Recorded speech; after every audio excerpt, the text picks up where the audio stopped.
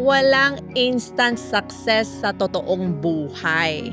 Alam mo yung nakakainis na part ng social media? Yung nakikita mo lang yung result. Yung bago niyang kotse, bagong negosyo, bagong bahay, bagong buhay.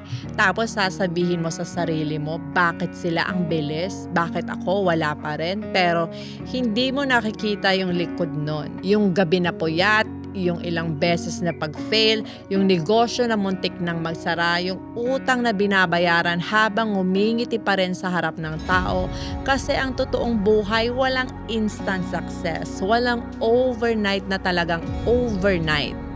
May mga taong mukhang biglang umangat pero matagal na silang gumagapang bago pa sila napansin.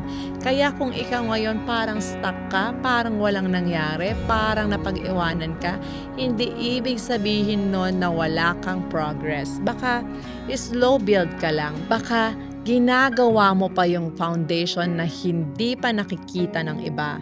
Kasi yung success, hindi siya jackpot, hindi siya swerte lang, trabaho siya. Paulit-ulit na try, paulit-ulit na fail, paulit-ulit na bumabangon.